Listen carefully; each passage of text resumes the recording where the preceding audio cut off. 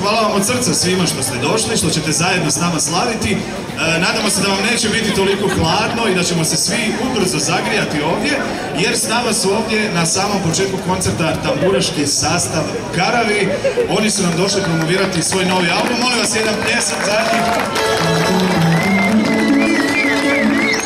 I zato sviraj, koga nema sutra sviraj, ima još do jutra, ne se djela, ne se čaše lome. Zorom opet tuga stiče, kolari javu piće, noćas barem piše sve po mome. Sretan vama rođendan našeg Hrvatskog radija Vukovara i svakom slučaju vama, novinarima, čestitam i učinili ste sigurno da mnogima i starijima i mlađima život u gradu Vukovaru bude interesantniji, da dobijemo određene vijesti na vrijeme. Ja vam želim još dugo ovakvih uspješnih godina i želio bih da kažem, bez obzira što je politika i političari sastavni dio života, i dajte što više pjesme na tom vašem radiju, manje politike. Živjeli, sretan rođendan.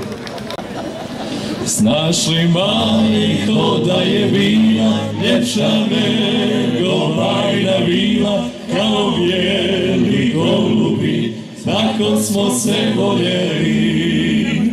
Kad na svakom ukradeš ruke, tako smo se voljeli. Znaš li mali da je bila drugi put na Berlinu. A njema tu, sad će srce opet pitati za nju.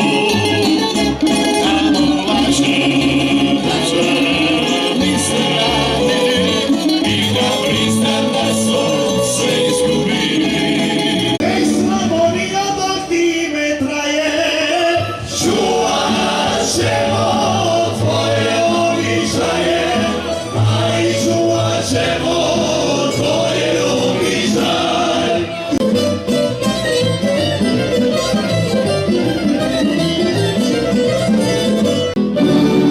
Evo je se naširilo kolo, mire večer i na Markovo, ali mire večer i na Markovo.